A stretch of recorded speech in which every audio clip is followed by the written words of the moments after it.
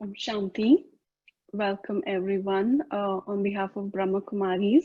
Um, my name is Rashmi Hadimani. I'm software engineer by profession and I've been practicing Raj Yoga meditation for a few years now.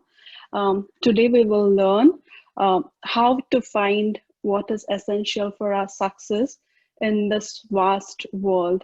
There are so many options in today's world, and it is very important that we recognize what is essential for our well-being instead of being lost in the vastness.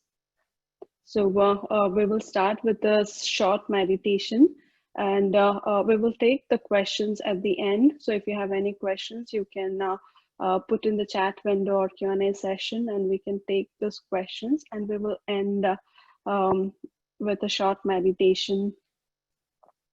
So if you can, take a seat for a few minutes. Sit comfortably.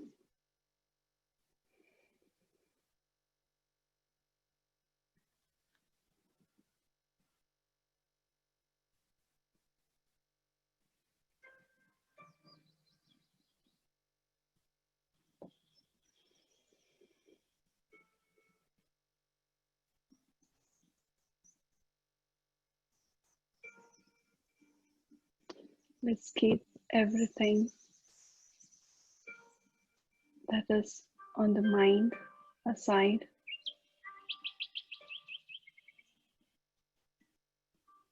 And sit at the shore of a lake.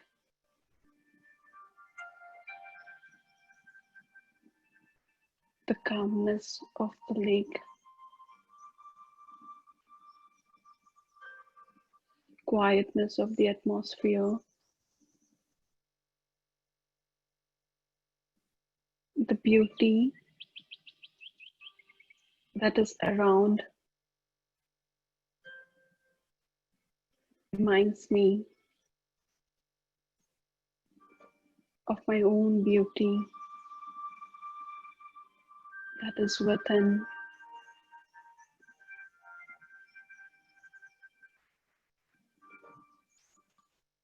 Like the sunlight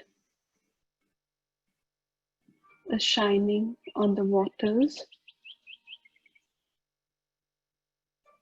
I will allow my own light to reflect onto every cell of my being.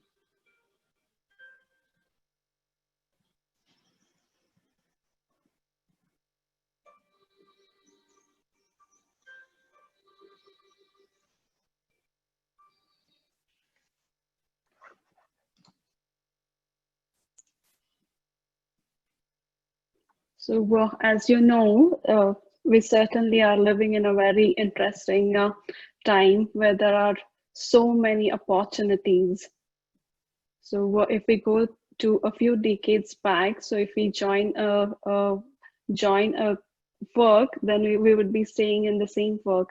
But now, if you see, there's so many opportunities that we keep changing, even at work and even our field. Just not there, but we can also choose to live in so many other countries, and even with buying options, right? There's so many opportunities and options that have these days, and with the internet we also are exposed to vast resources. I can sit here at home and know what is happening in the other part of the world,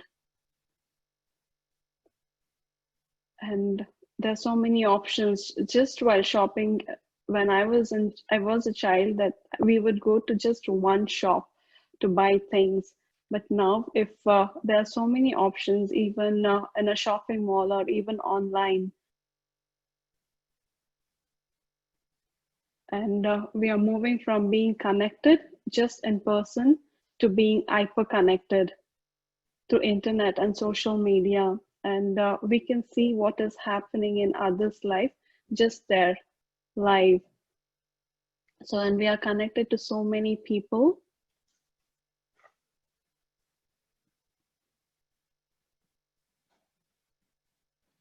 And by being such increase in options, there are both pros and cons of having so many options. So for any one situation, there's no one way of approaching that situation. There's no one solution, and we can choose what the best solution that suits us, right? When we have so many options.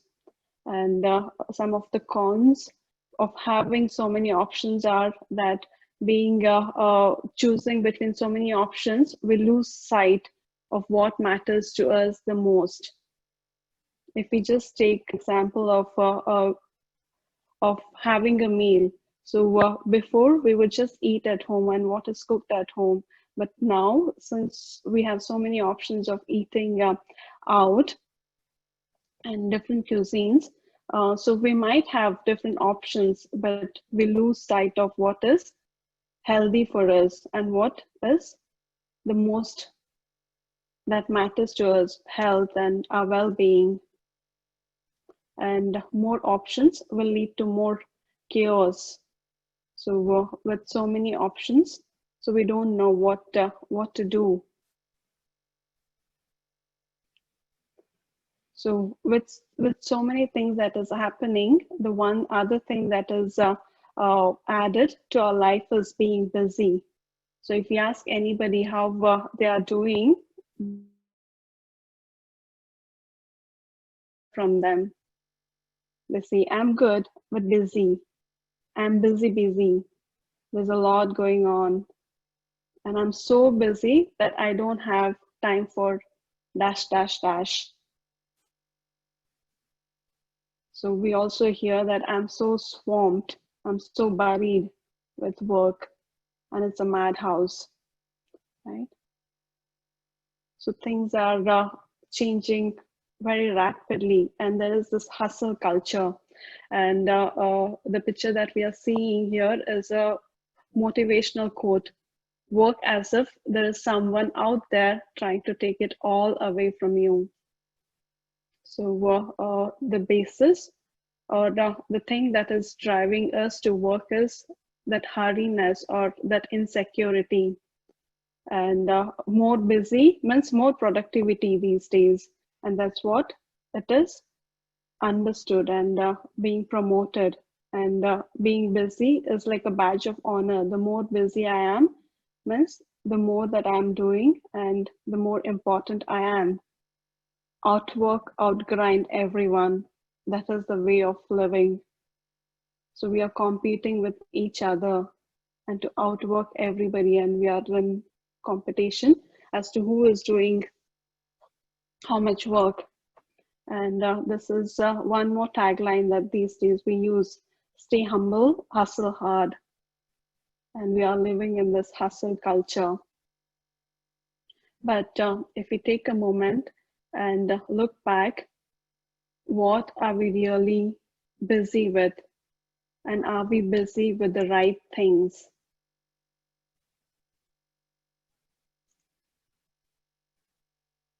So looking at a lot of companies, we understand this, that success is a poor teacher. So if we take any business, we start with a focused way. We have one idea and one aim to do, and we start from there and we work and we put all energy into that one idea. And when we do that, we get success. And once we have success, so many others want to partner with us. They want to do business with us, and we have so many options. And when we have so many options, and if we don't have discipline and we don't have an understanding, it'll lead to chaos. We don't know what to do, right? And we take everything up and our energy, and so many things are looking for our attention, and we are not focused enough on one thing, and it'll lead to chaos. So success is a very poor teacher. And it is not just with business. If we can apply this to even individual level. So when we are studying, we were very focused on just one thing of achieving that, or getting that degree.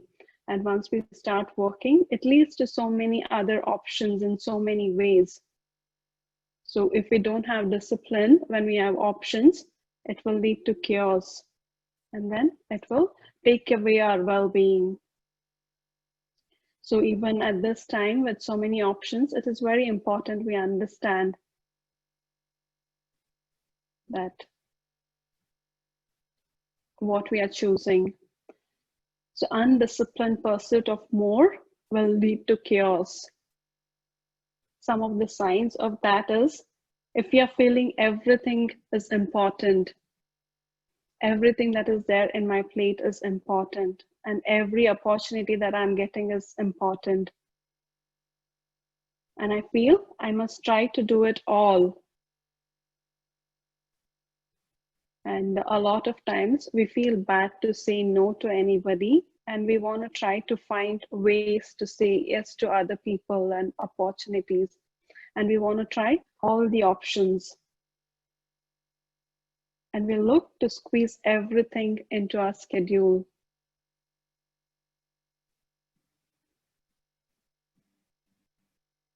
And we try hard to focus. And if we are not able to do that, though we are burnt out, we think that we are not able to focus enough, and we want to, we try to tell that we need to do more and try focus hard and get things done, right? And if we don't know what is important, we say yes to everything, and everything gets piled up, and everything feels urgent. We are doing things at the last moment and everything. So I try to do what is urgent now without thinking what is important. So it feels like we are in a chaos when we are trying to do it all. And it is like being in a coal mine. So when we are in a coal mine, we feel it is not about quality, it is about quantity. I just want to shovel and shovel and shovel and just try to do more, right? Saying yes to everything is like being in a coal mine. And we believe everything is approximately of the same value. And I don't have to choose between the opportunities. And we are busy doing everything. And when we think everything is of same value, we are constantly busy just shoveling. And we are trying to just push more and more so that we can shovel more and more, just with focusing on quantity. But when we realize that there are just a few things that are exceptionally valuable and most of the things are noise, when we realize that, we automatically start changing our behavior. And it is important we realize that. We need to realize that we are in a diamond mine. Not everything is of the same value. And I need to recognize what is essential for my success. I should not just get busy shoveling, but take a step back and look what is really essential for my well-being and success. And what is essential for other people might not be essential for me. It's about what matters to me the most. It might be something else for somebody. But what I need to recognize is what is the most important thing for me. Just because others are doing something, I need not start doing it. And with social media, that is what is happening. Because others are doing something, we feel like we also want to do something. It's like others are running our schedule.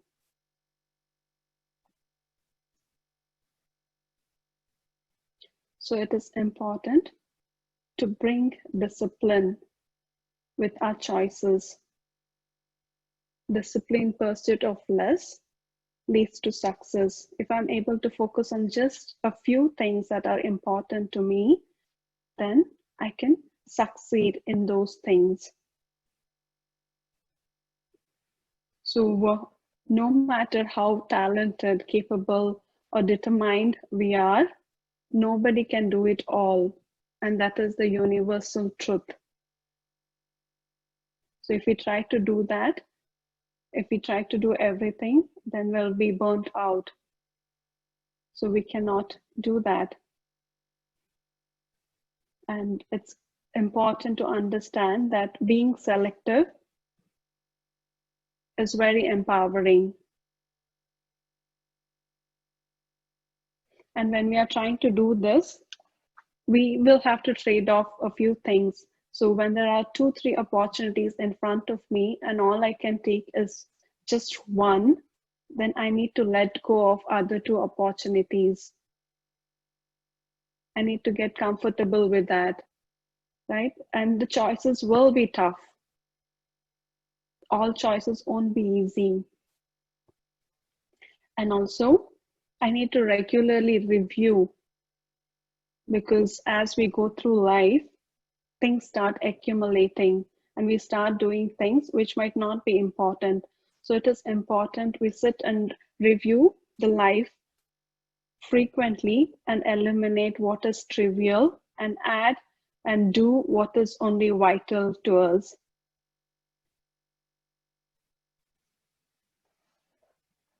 And when we are doing this, one thing that we need to be very comfortable is with saying no. And a lot of times, a lot of us say that I'm not comfortable saying no to other people.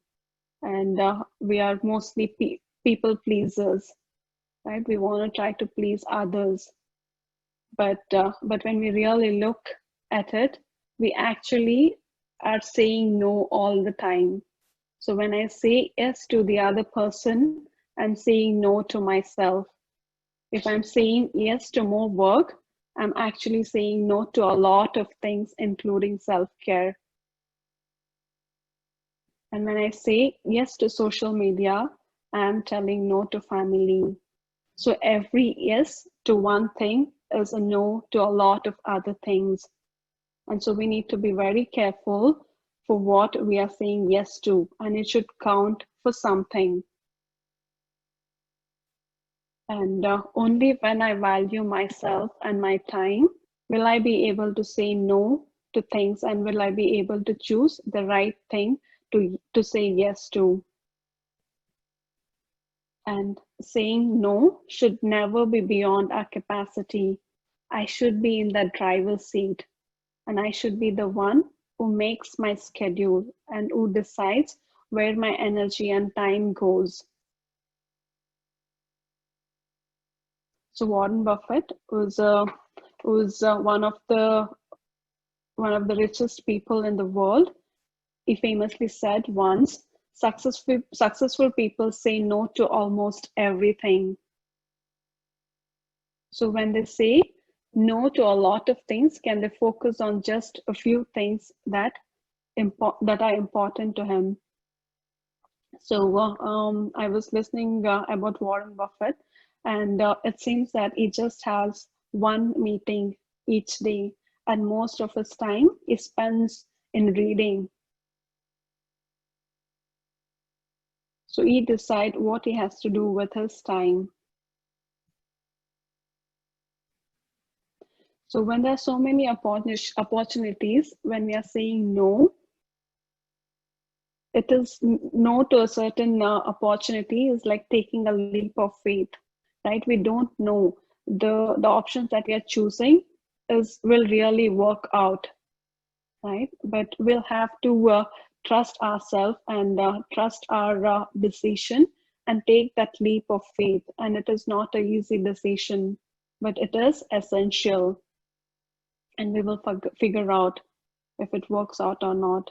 But for that reason, we need not say yes to everything, because that will be a definite failure.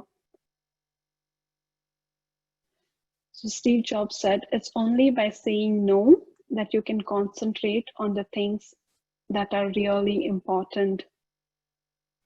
So focus is removing all the noises.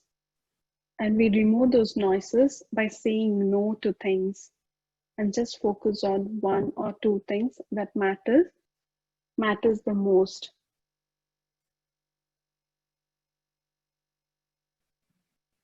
So along with what we do, by doing more, along with doing more, we also have accumulate more along the way.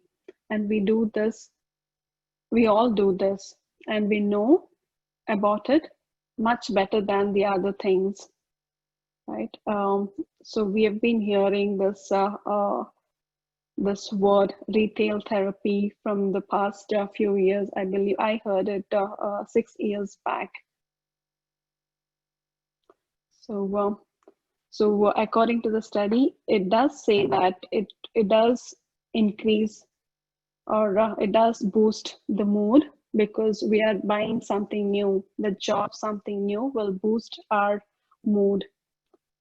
And a lot of times when we are frustrated actually means that I don't have control over things, right? That is when I feel frustrated. There's nothing that is in my control. And with this, when we go for shopping, we feel that sense of control, and I know, and I control where and what I'm buying. So it gives me that sense of control, right? And but also when people are in that low mood, they tend to be more impulsive. They might be buying that is not useful mostly, and they might not end up using what they're buying. And when we do this over and over, then it leads to debt.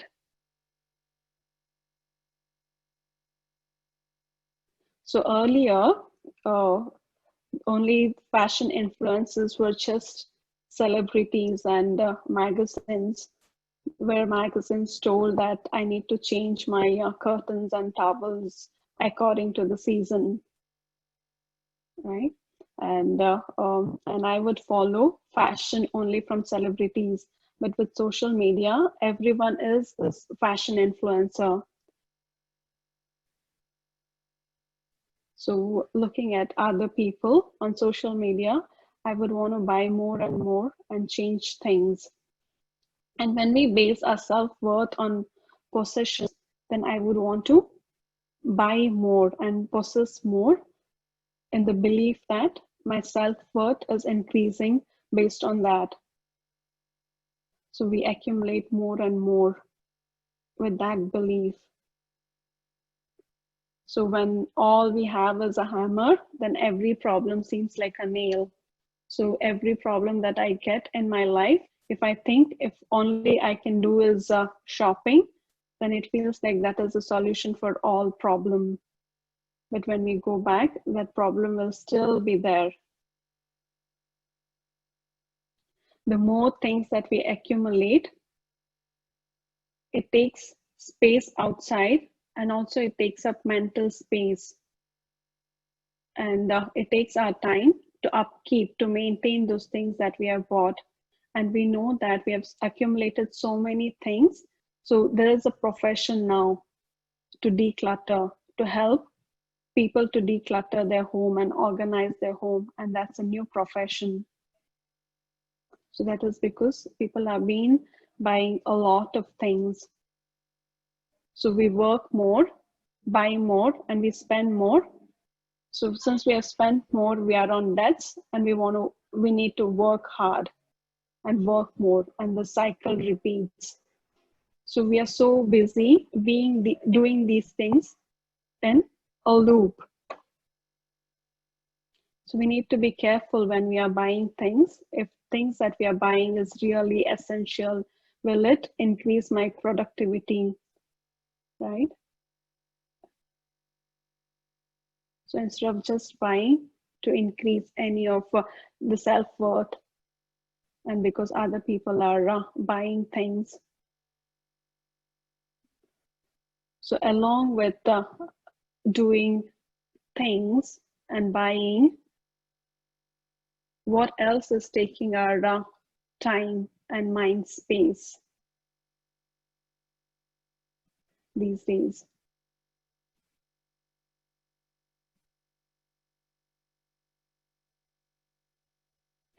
So Steve Jobs again said, which was very right, every once in a while, a revolutionary product comes along that changes everything.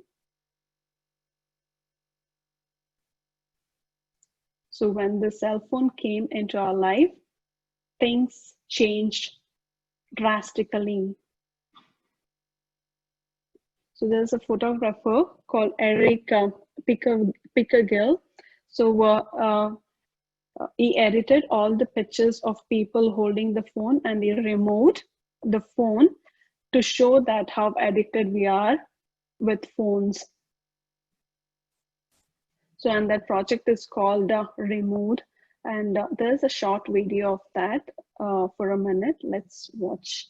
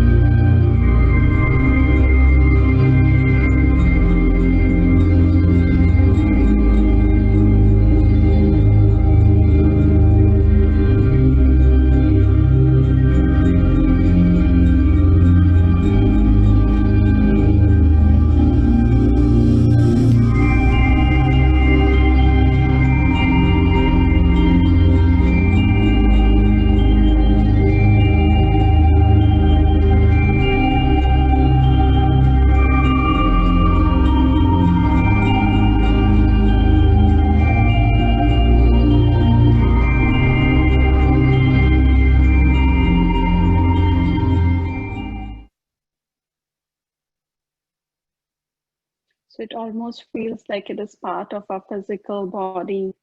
So we spend so much time on it, and we don't move or step out without our phone. So one of the speakers once said, I was listening to a talk, and the speaker once said that if you're taking your phone to meetings and to the restroom, understand that you're addicted to the phone. And that was a big eye opener to me, because when I was at work, I used to carry my phone even to restroom. And when I hear that myself, it feels very gross, but I used to do that. And then I had to take steps to stop doing that, to take my phone to the meetings. And of course, I didn't do that when I was at home, but I definitely did that when I was at work. I would carry it thinking that I would get some important call or message. But that was a good thing for me to reflect back, and I had to take so many steps to stop doing that, and to have better relationship with the phone. And so there are so many studies done on teenagers of United States. According to the study, it seems the students or the teenagers started feeling lonely. The number of teenagers felt lonely since 2012 increased rapidly. And according to the study, it seems that children, compared previous decade, children were less interested in getting their driving license. So they were okay with just going out with their parents whenever the parents were going, unlike the previous generation. And even if I think about myself, I would want to get driving license to get out and meet friends and do things. But it's since 2012, children are not so interested in or not driven to get their driving license. And since 2012, there's also the depression rate also increased rapidly. And a lot of students also attempted suicide. And also there are so many who plan to commit suicide. So according to the study, one thing that changed was cell phone, internet, and social media. We are just so addicted to the phones. So in general, if we have to look at addiction to drug or addiction to anything, few of the things that we can observe is loss of control of the activity. I don't have control over that, but that would be controlling us. And compulsive seek out, we understand the negative consequences of those things, but we don't seem to have control, and we compulsively want to do it. So that is something we can relate to the cell phones. And we develop tolerance, and we need higher stimulations for satisfaction. So we want more and more. We develop that tolerance, and so whenever I get a notification, it gives me a bump of dopamine. Dopamine is released in my body, right? And it happens for some time, and I would need more and more for satisfaction. And we also feel withdrawal symptoms. And I experienced that when I did a few experiments by keeping the phone away for a longer time. I would think about only cell phone for a few days initially. And so we experience withdrawal symptoms. So cell phones can be as addictive as any other drug. And if we really think, most of us are addicted. So cell phones, we always start with thinking that we will just check what is there on my phone, or messages, or if there are any important things. But once we pick up, that's the only conscious decision that we can take, of just checking things. But once we do, we don't know. Hours will pass by, and we will end up less fulfilled because we didn't accomplish anything that was useful. We just got lost, and then we feel at the end of it, we feel less fulfilled because we move to social media and see others' lives, and we feel how low our life is. So sometimes we also pick cell phone to feel good about things. So we move from being soothed to being numb, right? We scroll and scroll, don't know what we are looking for. So there's no intention, or we don't have an aim, but we are just become numb, and we are just scrolling aimlessly. But the thing that is important to understand is, it is not me or my willpower. So a lot of times we realize that we are addicted to phone, and we don't want to do that, right? But we fail as well. So that is where it is important that we need to realize that it is not me over phone, but there are so many product designers constantly working with thousands of engineers to push the right buttons. So they are studying us constantly and to try to understand how to make their products to be used over and over by everybody, right? So being a software engineer, even my work is that I make sure that things go as smoothly as possible, so that the user is encouraged and kept interested to use the product.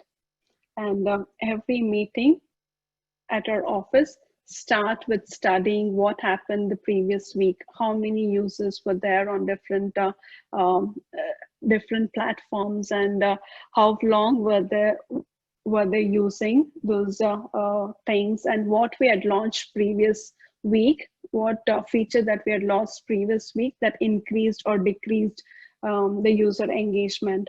So we start our meetings with those details, and we study users and how they're using our applications. So it is not me versus phone, and it is not my willpower, but we are fighting, or There are so many thousands of minds that are working just to keep us engaged on their applications. So with notification, every time I get a message, I get a dose of dopamine, right? And they deliberately try to manipulate that responses. They study at what time, if I send a notification, would that person respond better? So they study that, and they give the dose at the right time for each use. And there is something called fear of missing out. We constantly feel like if I'm not checking my phone, I'm missing out on something, right? There are things that are happening on Facebook or Instagram that if I don't see, I will miss those things. And so if I can predict, say for example, if I can predict my boss will message me at 10 o'clock, or if my husband messages me at 11 o'clock, I wouldn't be looking at my phone so frequently because that is very predictable. I know these people will be messaging me at this time, or doing something at this time. What gets us hooked is that unpredictability. So when I pick my phone, if I know, if it is something expected, it doesn't make me pick up my phone. But it's like a slot machine, right? So every time I want to go and check what is there, what is happening, and what is happening, Facebook or different social media. So that unpredictability is what gets us hooked. So it is helpful when we understand that it is not me or my willpower, but it is all that they're studying, and they're doing a lot of things to keep us hooked. So with social media, we have gone from connected to hyper connected, and that hyper connectedness leads to hyper comparison. So I look at other people's photos and I say to myself that I'm fat, or other people's are going on vacation and I need to go as well. When they are able to do so much, why can't I? And others' life looks so ideal and so beautiful on social media. Then I start questioning myself and my capacity. And because they are doing, I would also want to do. Right, we are constantly comparing, and before social media we would just do that with celebrities, right? But now we do with every other person, and we all love to feel special. So what social media adds metrics, likes and comments. The more likes and comments I have, it means I'm more famous, and my self-worth, if I tie myself with based on that social attention, then I want to do more and more things so that people like me, and people like my posts and comments on my posts, right? So we are busy with all that.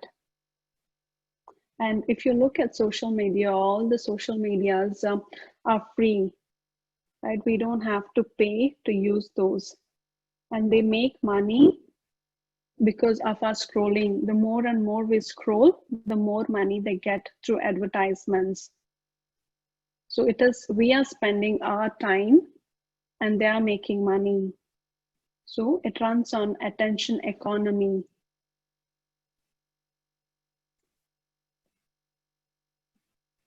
So we no longer share the same definition of truth, because with artificial intelligence, say I look at one kind of post, or over and over again, it will start giving me the same kind of posts. And for example, if I'm supporting one political party, and if I read positive things about that party, I would get only the positive things of that person, or that party.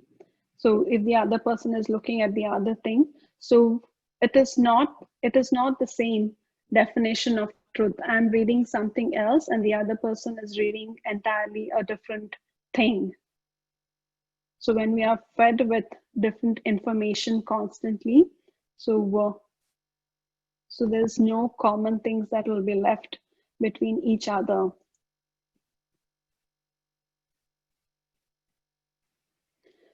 By understanding all this, it doesn't mean that we need to be away from cell phone or social media. It is not to refrain, but to understand whether I am using those things or they have made me slave and they're making me use as they want, right? It is not to refrain, but to be conscious while we are using all that, and to really see that the amount of time and energy that we are spending on things are beneficial or productive, or will it bring me well-being, or it is just taking my time and energy away, right? We need to ask the right questions, that everything that we are doing, is it adding value to my life, or they're taking away things from me?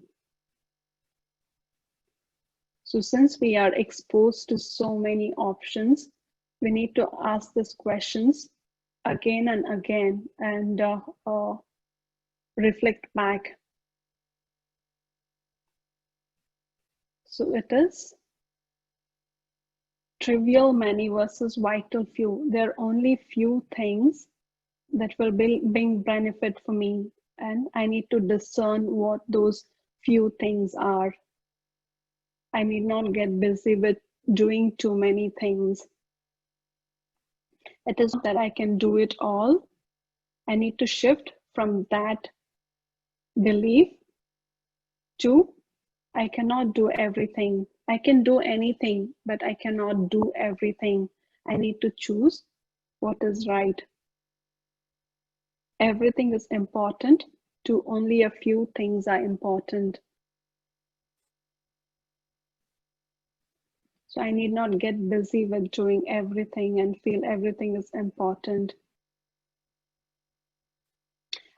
From I have to, I'll have to move to I choose to, because others are doing, I have to do it. Because of this, I have to do this. Because my boss is asking, I have to do it. It is not that. I have that power to choose. I need to make use of that. I need to choose things to do. So if we believe whatever we have and whatever we do is bringing well-being to us, or happiness to us, then we will be busy at just doing and buying things. But what we need to understand is what we are looking is within us. It is not that I do things to be happy, but I need to be happy and do things. So the first step that I need to do is to understand that happiness that is within me, and I do things. I need to shift from doing more, working more and spending more, to the realization that I am more. Everything that I'm looking for. So everything that we are doing is to feel happy and to feel peaceful. And I need to understand those things are within me.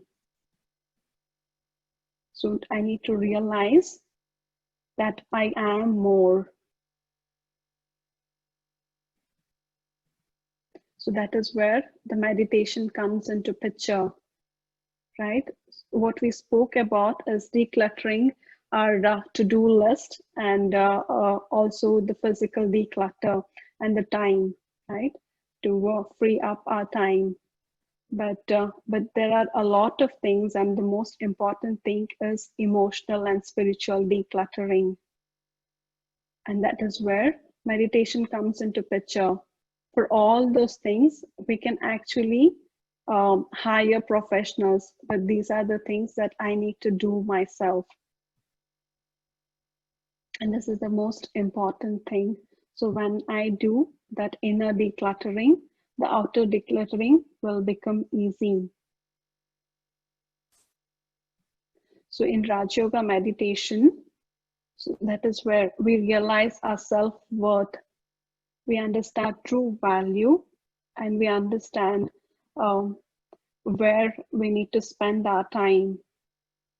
And also to water, when I understand myself, instead of watering the entire tree and being busy with that, I will have that wisdom that if I water the seed, the entire tree will be nourished automatically.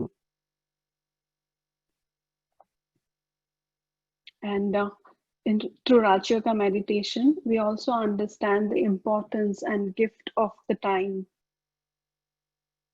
So it is very important we understand what gift the time brings and also the importance, so that I can make right decisions, and also to understand what is vital. Until I started practicing Raj Yoga meditation, I was not very clear. And I personally can tell that if you just do the Raj Yoga meditation cruise, that will be a grand decluttering. So, and after that, we need to declutter every day. But the webinar is an invitation for that, for spiritual decluttering. We have a lot of Raj Yoga meditation courses that are lined up. I will share those details later. But I would like to tell you that it is very important and very helpful to do that course and to keep up with meditation, to be away from all the noise. And we understand that we are not in coal mine, but diamond mine. And we will understand our aim and objective. Our aim and objective in Raj Yoga meditation is to reach our highest potential, and we understand our own journey and what we need to do now. And then when our aim and objective is clear, then we will also know where I need to put all my resources towards. Right? It helps, meditation helps in both spiritual and emotional decluttering, which weighs us down. So when we are not happy, that is when we do other things also. So what is outside is a reflection of what is within. So if there is a clutter inside, there will be clutter outside as well, in everything that we do and everything we have around. So less doesn't mean that is not the opposite of abundance, right? So through spiritual lifestyle, we attract abundance. And once I had heard that spiritual people attract abundance the most, right? That is very true. When you look at any spiritual person, they attract abundance with their discipline and with their lifestyle, and where they're putting their time and energy towards, they easily attract abundance, but they choose to live simple. So we'll be able to do that when we practice Raj Yoga meditation. A quick introduction of BRAHMAKUMARIS organization. It is a non-profit organization founded in 1937. It has a global presence with over 8,000 centers in 130 countries, and there are over 1 million practicing members worldwide. And the motto of BRAHMAKUMARIS is world transformation through self-transformation. And a little bit about BRAHMAKUMARIS Silicon Valley Center, which is at Milpitas. It is led by Sister Kusum Kejriwal. We call her Kusum Devi. She's the director of the center. She's been practicing meditation since her childhood, and she surrendered her life to this service for the last 38 years. And she came to Bay Area 25 years back from Mumbai, and she started the center. She's a great teacher, mentor, and a guide. And she's also a declutter guru. So every day she reminds us what is important to us. And she reminds us that we are not just, I'm just not an engineer, I'm so much more than an engineer or any role, and what is important to me. So she does decluttering with reminding us every day where our energy should go. And Didi is very approachable. I would like to share this so that you can take benefit from it. She's very approachable, and we reach out to her if there is anything to guide us. And the center has 200 regular students who attend Murli class, which is everyday spiritual discourse. And there are webinars and retreats every month. Because of COVID-19, we have been having these online. And the location is in Milpitas, 540 S.Abel St. And this is the website. All the events and the calendar will be listed here on the website if you like to take a look. And we offer Raj Yoga meditation courses, webinars, events, and there's kids and parenting classes. And there are retreats every month. So the center offers all the courses and everything free of charge because the founder of the organization felt there should not be anybody who cannot take this benefit because of monetary reasons, right? Everything is offered free, and the service continues with the contribution from people who have taken benefit. So a lot of us take benefit from it, and if we want to, if we want others to benefit, we can contribute.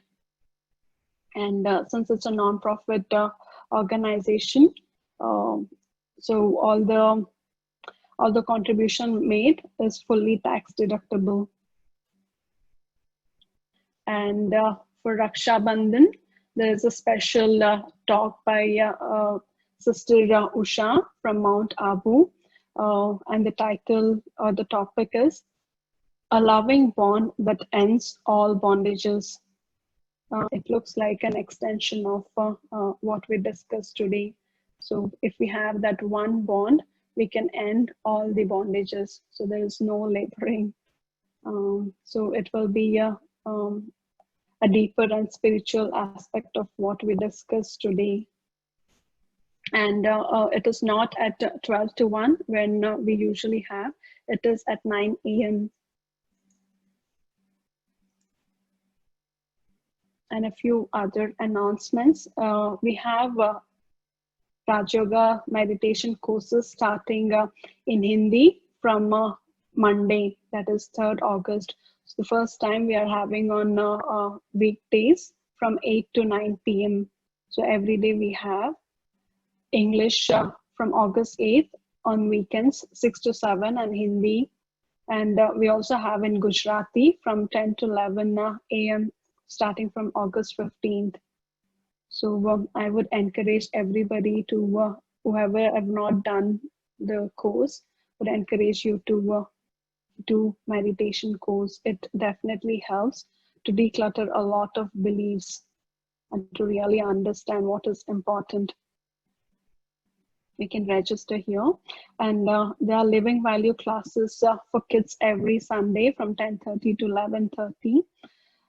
We have out of parenting classes every Sunday 2 to 3 p.m. and upcoming webinars.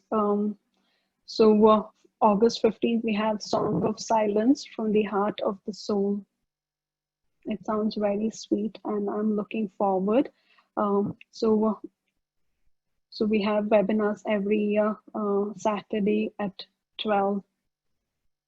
And every day we have a meditation at 7, from 7:30 to 8 to heal the planet. So for this meditation, we don't need any prior experience, so we can join and take benefit and also contribute towards